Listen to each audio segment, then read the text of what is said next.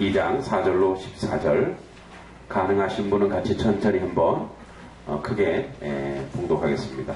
우리 어린이들도 성경책 찾으셨어요?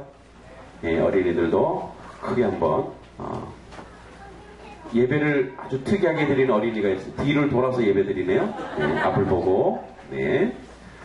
같이 한번 우리 크게 읽어보겠습니다. 시작.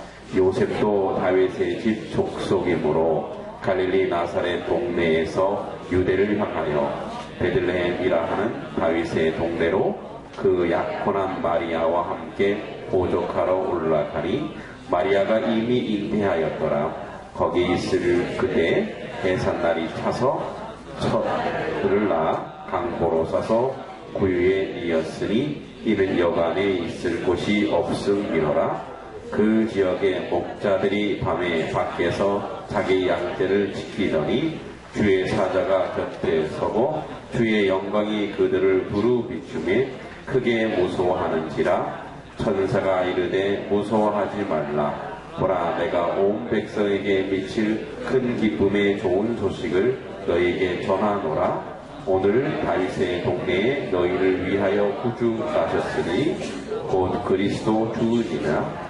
너희가 가서 강보에 쌓여 구유에 이어있는 아기를 보리니 이것이 너희에게 표적이니라 하더니 고련히 수많은 천군이 그 천사들과 함께 하나님을 찬송하여 이르되 지극히 높은 곳에서는 하나님께 영광이요 땅에서는 하나님의 기뻐하시는 사람들 중에 평화로다 하니라. 아멘. 네, 오늘은 제가 저도 뭘 하나 준비해야 될 것 같은 압박감이 있어서 시를 하나 준비했는데 예, 반주가 되겠죠? 네. 반주? 예. 시를 제가 하나 읽겠습니다. 제목은 마구간의 꿈입니다. 작년 12월 23일 날 쓴 시네요. 예.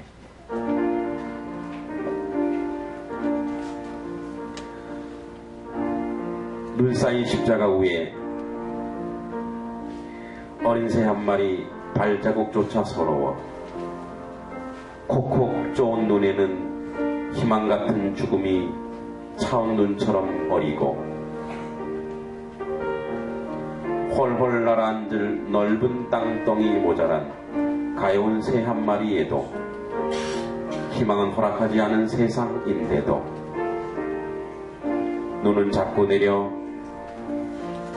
하나님은 이런 날에도 일을 하시고 하나님은 이런 날에도 사랑하셔서 십자가로만 허락된 그 땅에 봄 같은 희망이 구원처럼 오는구나. 아들을 보낸 마구간에는 먼 부활이 시작되었구나. 2012년 12월 23일 끝입니다. 감사합니다. 이것으로 설교도 끝낼까요? 그랬으면 좋겠어요. 그래서 이 말을 하는 게 부끄러울 정도로 오늘 너무 은혜가 큰 날이기도 하고 우리 아동부 그리고 또 청년부 또 여러 각 기관들이 또 남아 있습니다만 귀한 또 함께 기쁨의 예배, 축제의 예배를 함께 함을 하나님께 참 감사드립니다. 먼저 우리가 이 말씀을 좀 볼 필요가 있는데 여기에 요셉도 다윗의 집 족속이라는 말이 나옵니다. 그래서 다윗의 집 그리고 4절에 다윗이 두 번 나옵니다. 다윗의 동네 그리고 11절에 다윗의 동네 이렇게 나옵니다.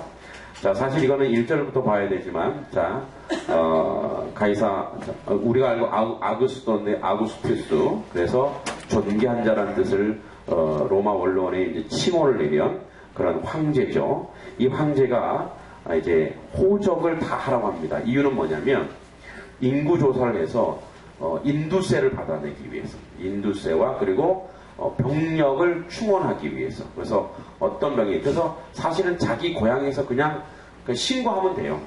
자기 살던 곳에서. 그런데 유대인들은 그렇지 않았어요. 유대인들은 꼭 자기 지파가 속한 곳으로 옮겨 다녔습니다. 이유는 뭐냐면 민족적 자긍심이에요.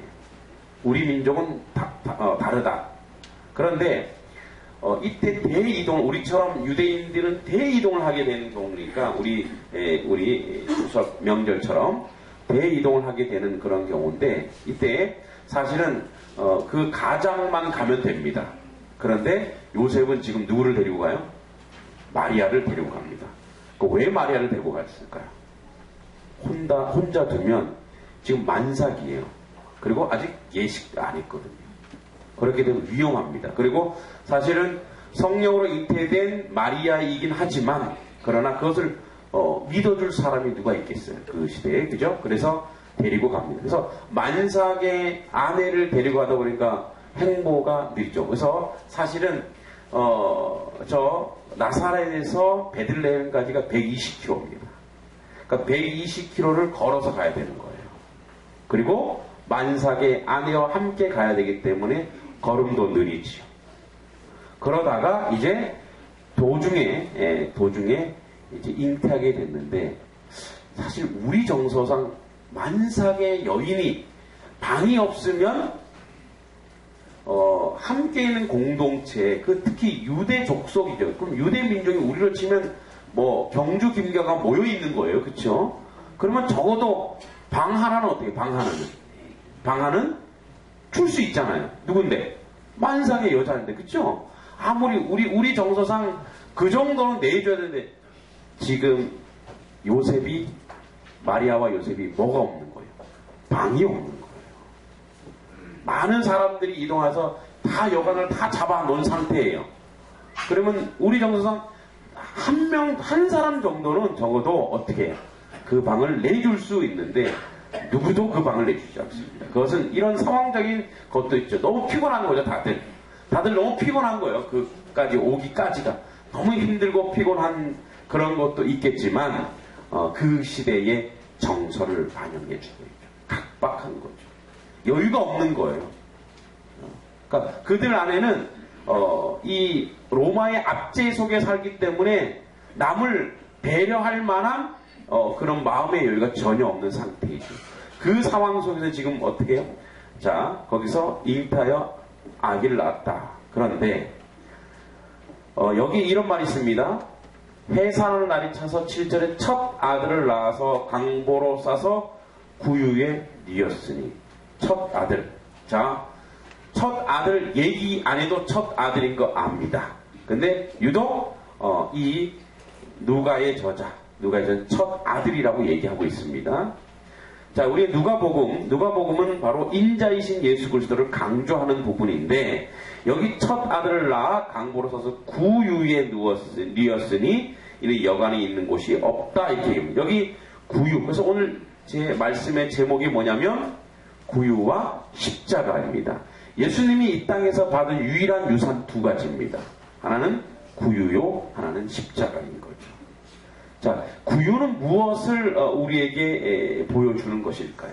그리고 이 첫 아들이라는 의미는 도대체 이분이 어떤 분으로 오셨기에 그럴까요? 우리가 이제 늘 이야기합니다. 말씀으로도 계속 이야기하고, 우리가 양육하면서도 또 청년들과 이 말씀을 분석하면서 얘기하는데, 여러분, 왜 동정녀 마리아에게서 나셔야 했을까요? 자, 이 여인은 아직 결혼하지 않은 여인입니다. 그러면 의심을 사게 되죠. 의심을 사게 되면 유대의 법을 어떻게 합니까? 돌로 쳐 죽여야 됩니다.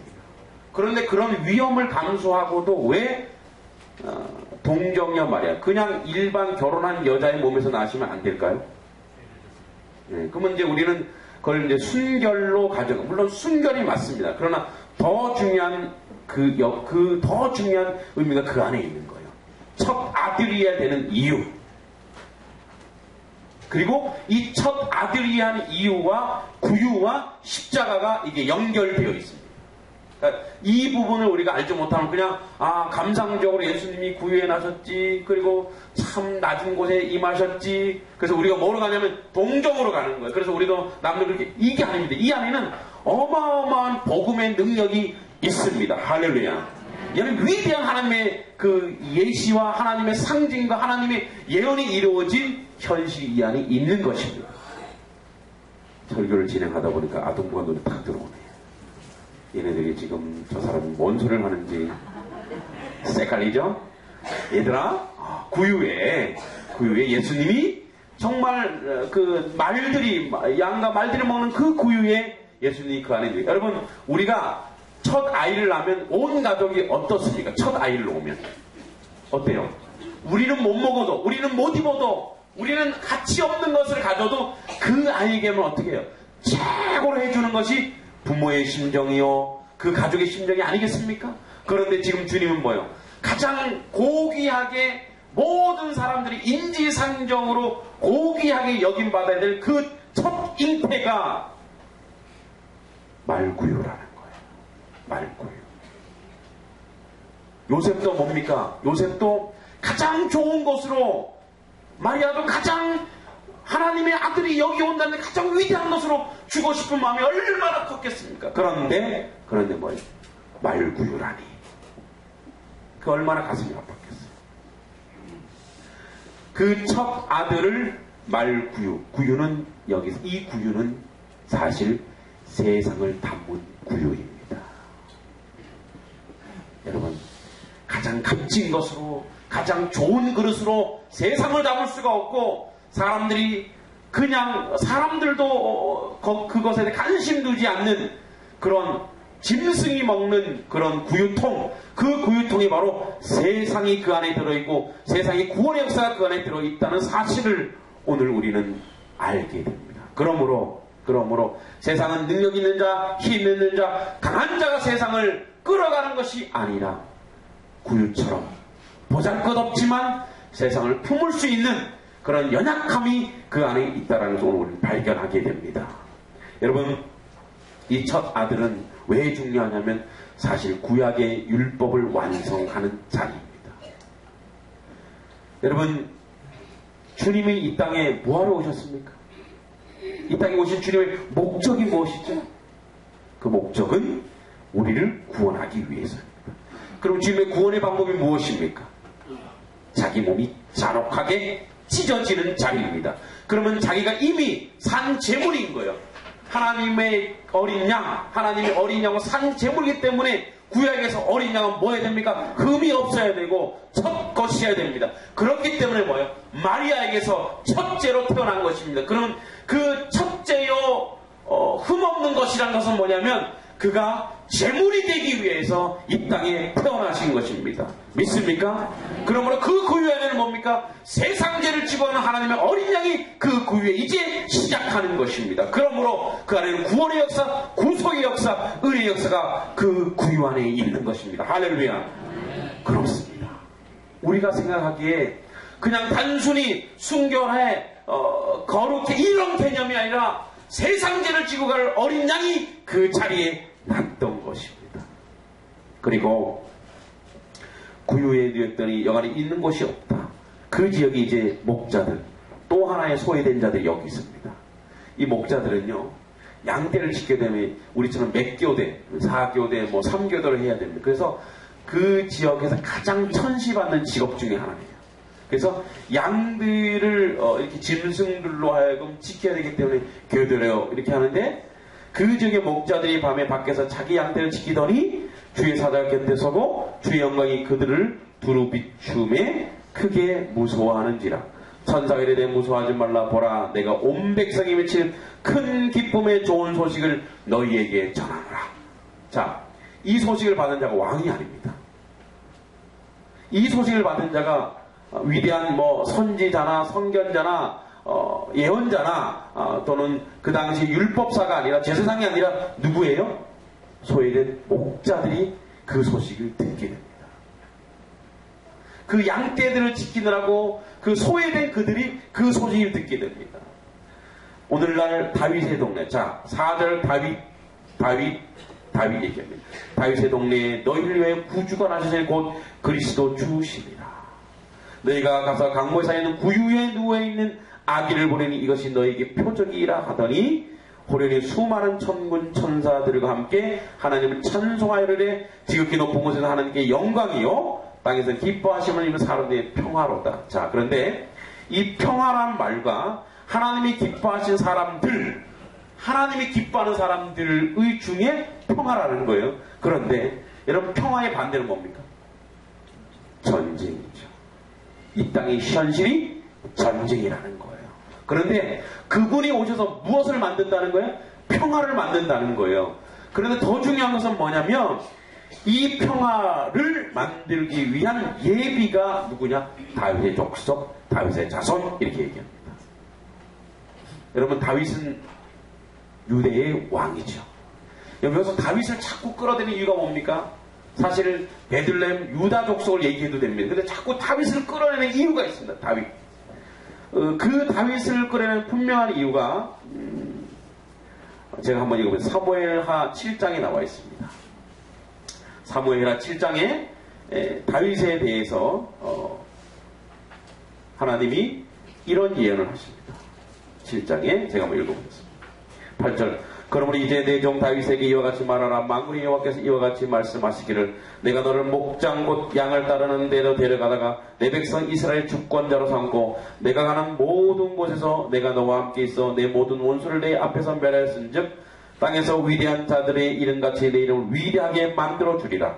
내가 또한 내 백성 이스라엘을 위하여 한 곳을 정하여 그를 심고 그를 거주하게 하고 다시 옮기지 못하게 하며 악한 종교로 전과같이 그들을 해하지 못하게 하여 전에 내가 사사에게 명령하여 내 백성 이스라엘을 다스리던 때와 같이 아니하게 하고 너를 모든 원수에서 벗어나 편히 쉬게 하리니 여호와가 또 내게 이르노니 여호와가 너를 위하여 집을 짓고 내 수완이 차서 내 조상들과 함께 누울 때 내 몸에서 날 내 씨를 내 뒤에 세워 그의 나라를 견고하게 하리라. 그는 내 이름을 위하여 집을 건축할 것이요 나는 그의 나라 왕위를 영원히 견고하게 하리라. 이 말과 다윗과 연결됐습니다. 자, 지금 계속 다윗을 얘기하는데 하나님 뭐라고 하면 내 씨에서 날 자라고 얘기합니다. 여러분은 다윗의 씨에서 날 자가 누구입니까? 다음의 왕이 누구예요? 솔로몬이죠. 그런데 우리가 솔로몬을 보면 그렇게 칭찬할 만한 인물은 아니잖아요. 근데 솔로몬의 이름을 빌어서 내 나라가 견고할 것이다. 물론 솔로몬이 성전을 지었습니다. 그러나 그 성전은 지금 있습니까? 없습니까? 없습니다. 그런데 영원한 왕국, 영원한 성전이 있다고 얘기하는 거예요. 솔로몬을 부자라고 하면 뭐가 될게요? 샬롬. 샬롬. 무슨 소리냐? 평화의 왕.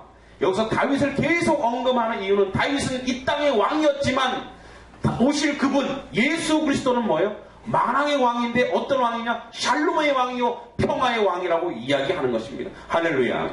그러므로 그분이 이 땅 가운데 통치할 그 나라의 내용이 나옵니다. 그 내용은 뭐냐? 다윗은 그분의 신분을 얘기하고 이 기쁜 평화는 샬롬은 그분의 통치의 내용, 그 통치의 내용이 뭐라고요? 평화라는 거예요. 그래서 십자가의 시작이 구유의 시작이 어디로 갑니까? 가장 낮은 자. 왜냐하면 그 누구도 구유에 아기를 두지 않습니다. 빚을 내서라도 그 아이를 어떻게 해요? 존귀한 자리에 있습니다. 그러나 상황과 환경으로 하나님은 그리스도를 구유에 앉히시고 그래서 뭐예요? 모든 세상 사람보다 더 낮고 낮은 자리에 그분을 놓아서 우리에게 희망을 주는 것입니다. 근데 이것보다 낮아질 수 있는가? 그분이 이제 우리를 데리고 십자가 자리까지 가십니다. 평화가 이루어지는 절정이 무엇입니까? 십자가입니다. 자기를 버리는 자리, 자기를 무너뜨리는 자리. 그러므로 오늘 말씀처럼 이것이 하나님께 영광이라는 거예요. 이분의 시작이 영광이고 그분은 이 세상 모든 사람 어떤 일을 이루냐? 모든 하나님을 기뻐하시는 하나님을 아는 모든 하나님의 백성 그리스도 안에 있는 모든 사람들에게 위대한 평화라는 겁니다. 우리가 주 안에 있으면 우리는 평화의 사람이요 평강의 사람인 줄 믿습니다. 무엇으로 평화가 이루어집니까? 십자가만이 평화를 이룰 수 있습니다. 세상은 전쟁입니다. 가족과 가족이, 그렇죠? 형제와 형제가, 사람과 사람이 속이고 싸웁니다. 그 자리에서 우리가 평화가 되려면 져줘야 되고 십자가를 져야 되고 양보해야 되고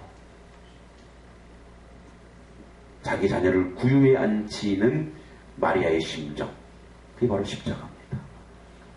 임마누엘, 하나님이 우리와 함께 한다는 건 무엇입니까? 하나님이 우리와 함께 한다는 것은 하나님이신 그분이 이 땅에 내려서 우리 몸, 사람의 몸을 입고 우리와 함께 한다는 것이 하나님이 우리와 함께 한다는 증거입니다. 그래서 뭐라고 얘기합니까? 구유가 표적이라고 해요. 구유가 표적. 여러분, 표적은 뭐예요? 구유가 되면 왕국에 태어나지 우리의 생각으로 표적이다. 그런데 뭐 구유가 너에게 표적이라고 얘기하는 겁니다. 구유에 임마누엘이 있다는 것은 무슨 소리냐? 가장 낮고 천한 곳에서 주님이 함께 한다는 거예요. 다시 얘기하자면 우리는 이제 이렇게 얘기하지 못합니다. 주님, 하나님은 신이기 때문에 나의 아픔과 나의 절망을 전혀 알지 못하시죠? 우리가 하나님을 원망할 자격이 없어요. 왜냐하면 그 하나님이 어느 자리에 우리보다 더한 자리에 오셨거든요. 그래서 우리가 더한 모멸감을 당하고 우리가 더한 좌절을 느끼고 우리가 더한 자기 제자들까지도 3년 동안 먹고 마시던 제자, 그렇게 나서던 베드로까지도 면전에서 배반한 그 아픔을 누가 느껴봤냐 이 말이에요. 주님이 느꼈단 말이에요. 그렇기 때문에 우리가 임마누엘이라고 한다는 그 절정은 우리가 고난받을 때 강력해지고, 우리가 양보할 때 강력해지고, 우리가 싸움이 있는 곳에 우리 몸이 들어가서 거기서 평화로 우리의 몸을 찢는 것이, 그것이 바로 진정한 임마누엘인 줄 믿습니다. 오늘날 우리 가운데 상하고 아프고 분열의 곳에 가셔서 여러분의 몸을 찢으십시오. 십자가를 여러분 속에 두어 그리스도처럼 그 안에서 평화요 기쁨으로 세워지길 주의 이름으로 축원드립니다. 기도하겠습니다. 하나님 은혜를 감사드립니다. 아버지 앞에 저희들이 온전해지기 원합니다.